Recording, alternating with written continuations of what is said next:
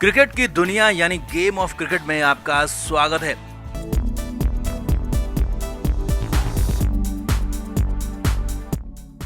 भारत और ऑस्ट्रेलिया के बीच दूसरा टेस्ट मैच चल रहा है और दिल्ली टेस्ट मैच में अभी काफी वक्त बचा है, लेकिन दिल्ली टेस्ट मैच के दूसरे ही दिन दो भारतीय दिग्गजों के करियर खत्म होने में अब वक्त नहीं बचा है। जी हां, भारत के दो सबसे बड़े दिग्गजों का करियर खत्म हो गया और इसका पता उन दोनों को भी चल गया है, जिसके बाद मैदान में ही रो पड़े क्योंकि अब उन्हें मौका मिलने वाला नहीं है और उनके रिप्लेसमेंट यानी कि उनकी जगह खेलने वाले खिलाड़ी भी तय हो गए हैं, नाम तय हो गए हैं। तो सीधे आपको बताते हैं दूसरे दिन किन दो दिग्गजों के करियर हुए खत्म। आप भी इस वीडियो को शेयर करें और कमेंट बॉक्स में इन चारों खिलाड़ियों पर अपनी राय जरूर दें।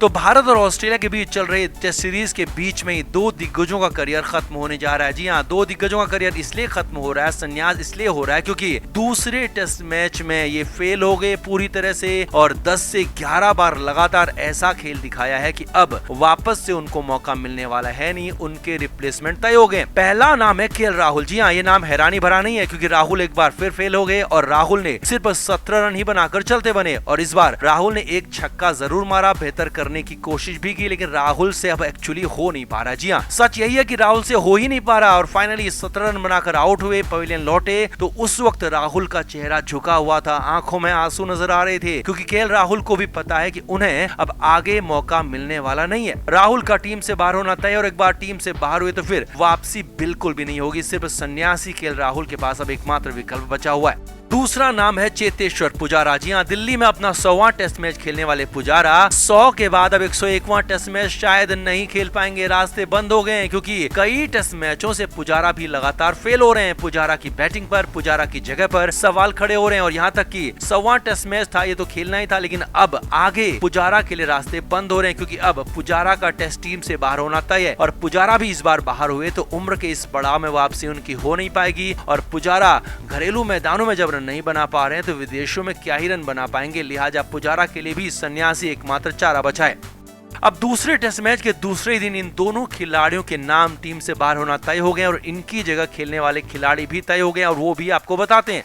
अब इनमें पहला नाम है शुभमन गिल, जो कि टेस्ट की टीम में स्क्वाड में शामिल है और तीसरे टेस्ट मैच में बतौर ओपनर शुभमन गिल का खेलना तय है। केएल राहुल की जगह शुभमन गिल तीसरे टेस्ट मैच में खेलेंगे और राहुल की छुट्टी हो चुकी है, ये कंफर्म हो चुका है। जबकि पुजारा की जगह एंट्री होगी मुंबई के बल्लेबाज सरफराज खान की। जी हाँ, चयनकर्ताओं ने सिर्फ 2 ही टेस्ट मैचों की टीम चुनी थी जिसमें सरफराज नहीं थे और कई तरह के सवाल भी खड़े हुए थे, लेकिन अब जब दिल्ली टेस्ट मैच के बाद बाकी के 2 टेस्ट मैचों के लिए टीम का चयन होगा तो सरफराज को उसमें जगह मिलना तय है और वो पुजारा की जगह पर नंबर 3 खेलने आएंगे और पुजारा की जगह पर बेहतरीन खेल दिखाएंगे, ये भी तय है क्योंकि घरेलू मैचों में घर की स्पिन फ्रेंडली विकेट्स पर सरफराज की बैटिंग जबरदस्त रही है, लिहाजा अब उनकी टीम में एंट्री होगी। बड़े दिग्गज पुजारा की जगह पर वो खेलते हुए नजर आएंगे। तो कुल मिलाकर राहुल और पुजारा का करियर लगभग खत्म हो चुका है। दोनों को अब आगे मौके मिलने की संभावना बिल्कुल भी नहीं है। टीम मैनेजमेंट फाइनली फैसला कर चुका है कि आगे इनको अब मौके नहीं मिलेंगे। तो आपका क्या मानना है? पुजारा और राहुल को बाहर करना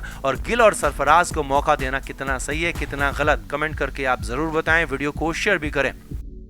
तो कप्तान रोहित शर्मा एक बार फिर टॉस हार गए और कंगारू कप्तान पैट कमिंस ने टॉस जीता तो झट से बल्लेबाजी ले ली। हालांकि इस बार कंगारों की अप्रोच थोड़ी सी बदली हुई थी। दोनों ही ओपनर्स ने पहले घंटे में कोई विकेट गिरने नहीं दिया। हालांकि इस दौरान सिराज और शमी ने डेविड वॉर्नर को खूब परेशान किया, जबकि दूसरी तरफ से ख्वाजा लगातार रन बना रहे थे। 16वें ओवर में शमी ने ही भारत को पहली सफलता दिलाई जब दूसरे स्पेल में आए शमी ने वॉर्नर को विकेट कीपर के हाथों बेहतरीन बॉल पर कैच आउट करा दिया और ये पूरा सेटअप था जिसमें सिराज भी शामिल थे। सिराज और शमी ने पहले शॉर्ट बॉल से वॉर्नर को परेशान किया और फिर लेंथ बॉल पर ढेर कर दिया। अब इसके बाद आए नए बल्लेबाज मार्नस लाबुशेन ने आते ही ताबड़तोड़ चौके मारना शुरू किया और ख्वाजा भी इस दौरान रन बना रहे थे, लेकिन मार्नस लाबुशेन एक बार फिर अश्विन की फिरकी में फंस गए, उलझ गए और लंच से पहले 18 रन बनाकर एलबीडब्ल्यू आउट हो गए। अब यहीं पर अश्विन ने बड़ा डबल धमाल कर दिया। जी हाँ, इस ओवर की चौथी बॉल पर लाबुशेन को आउट किया था तो उसी 23वें ओवर की छठी बॉल पर बड़े बल्लेबाज स्टीव स्मिथ को ढेर कर दिया। जी हाँ, स्मिथ भरत 0 पर आउट हो गए। शानदार कैच भरत ने यहाँ पर पकड़ा और 3 बॉल में 2 झटके यहाँ पर कंगारू को दे दिए गए थे। अब यहीं से ऑस्ट्रेलियाई टीम बैकफुट मार गई थी, क्योंकि दुनिया के नंबर 1 और नंबर 2 बल्लेबाजों को अश्विन ने लगातार बॉल पर आउट कर दिया था। अब इसके कुछ ही देर बाद शमी ने एक और झटका दे दिया। ट्रेविस हेड, जिन्हें बड़ी उम्मीदों के साथ टीम में लाया गया था, वो भी चलते बने।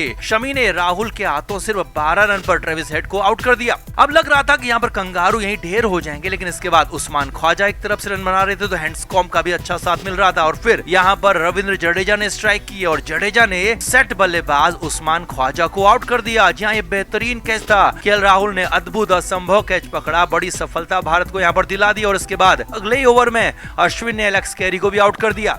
अब 6 विकेट आउट हो चुके थे, लेकिन इसके बाद कप्तान पैट कमिंस ने आकर कुछ लंबे शॉट्स लगाए, चौके लगाए, छक्के लगाए और पारी को कुछ हद तक संभाला भी। और चाय तक ऑस्ट्रेलिया के स्कोर 56 ओवर में 199 रन था। अब थोड़ा सा रन रेट यहाँ पर इनका ज्यादा हो गया था। रन थोड़ा सा भारतीय गेंदबाजों ने ज्यादा दिए थे, लेकिन हाँ, विकेट्स भी लिए थे।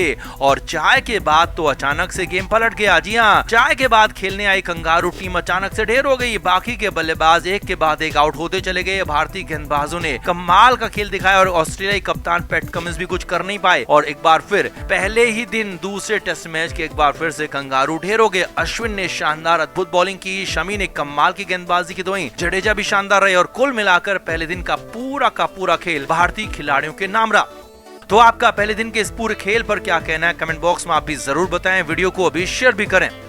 तो एक बार फिर कप्तान रोहित शर्मा टॉस हार गए और भारत को पहले गेंदबाजी ही करनी पड़ी। अब नागपुर टेस्ट मैच में तो टीम इंडिया को 2 रन पर 2 विकेट मिल गए, लेकिन यहाँ दिल्ली में कंगारू ओपनर्स ने विकेट पर टिकने का जज्बा दिखाया। लेकिन यही जज्बा डेविड वार्नर पर भारी पड़ गया और डेविड वार्नर पर बॉडी अटैक हमला जो किया, तो वार्नर रो ही पड़े और अंत में डर कर घबरा कर विकेट फेंक दिया और घेर कर वार्नर को यहाँ पर खत्म कर दिया। तो दिखाते हैं आपको सब कुछ। मोहम्मद सिराज और शमी ने खासतौर पर वार्नर को निशाना बनाया। वार्नर को रन ही नहीं बनाने दिए। सिराज ने लगातार वार्नर पर बाउंसर्स की बौछार कर दी। वार्नर के सिर को, कंधे को, पसलियों को निशाना बनाया। मोहम्मद सिराज ने पहले 6ठे ओवर में डेविड वार्नर की कोहनी तोड़ दी। जी हां, तेज बाउंसर पर वार्नर शॉट मारना चाहते थे, लेकिन चूक गए और 145 किलोमीटर प्रति घंटे की रफ्तार से बॉल जाकर सीधे डेविड वार्नर की कोहनी पर लगी और वार्नर तिलमिला गए दर्द से। जी हां, भारत की कंडीशन में स्पिनिंग ट्रैक पर तेज गेंदबाज मोहम्मद सिराज ने वार्नर की कोहनी तोड़ दी थी। खासा दर्द हो रहा था। तुरंत डॉक्टर को, फिजियो को मैदान में बुलाया गया, इलाज किया गया और इस दौरान असहनीय दर्द से डेविड वार्नर तड़प उठे। हालांकि पेन किलर लेने के बाद डेविड वार्नर फिर से खेलने को तैयार हुए, लेकिन सिराज कहां थमने वाले थे। अब इसके बाद 8वें ओवर में एक बार फिर से हमला किया और इस बार सीधे सिर पर हमला किया गया। सिराज ने वार्नर के हेलमेट को फोड़ दिया और सीधे वार्नर के सिर पर अटैक हुआ और इस बार तो सीधे फिजियो को बुलाया गया, कंकशन तक करना पड़ा। अब इसके बाद भी सिराज कहां थमते। कभी डेविड वार्नर के कंधे पर, कभी पसलियों पर, तो कभी सिर पर और छाती पर हमला करते रहे। अब वार्नर डर कर सिराज के आगे हाथ जोड़ने लगे, माफी मांगने लगे और दूसरी तरफ से मोहम्मद शमी भी लगातार डेविड वार्नर को बॉडी लाइन पर अटैक कर रहे थे और लगातार डेविड वार्नर के कंधे को, पसलियों को निशाना बना रहे थे। अब हालात इतने खराब थे कि सिराज ने डराया तो शमी ने भी वार्नर को निशाना बनाया और इसी डर के माहौल में, इसी घबराहट के माहौल में डेविड वार्नर ने अपना विकेट फाइनली फेंक दिया। जी हाँ, 16वें ओवर की दूसरी बॉल शमी ने लेंथ बॉल डाल दी और इस बार वार्नर को घेर कर मार दिया, सरेंडर करा दिया, आउट करा दिया, क्योंकि डेविड वार्नर एक्सपेक्ट कर रहे थे कि इस बार भी शॉर्ट बॉल आएगी, सीधे उनके कंधे पर आएगी बॉल या फिर चेहरे पर आएगी। लेकिन शमी ने लेंथ बॉल डाली और विकेट के पीछे बेहतरीन कैच यहां पर ले लिया गया। शमी ने यहां पर वार्नर को आउट कर दिया, लेकिन इसमें पूरा का पूरा बड़ा योगदान मोहम्मद सिराज का भी था, क्योंकि पहला ही दिन, पहले सेशन में सिराज ने बुरी तरह से वार्नर को यहां पर डरा दिया, धमका दिया और इसीलिए ये बॉलिंग यहां पर खास थी, शमी की भी, सिराज की भी। तो आपका इस पूरे प्रदर्शन पर क्या कहना है, सिराज के इस तोड़फोड़ वाले खेल पर क्या कहना है, कमेंट बॉक्स में आप भी जरूर बताएं। वीडियो को शेयर भी करें। क्रिकेट के हर नए अपडेट के लिए गेम ऑफ क्रिकेट को सब्सक्राइब करें और उसके बाद बेल आइकन को प्रेस करना ना भूलें, ताकि सिर्फ आपको मिले गेम ऑफ क्रिकेट की हर खबर सबसे पहले।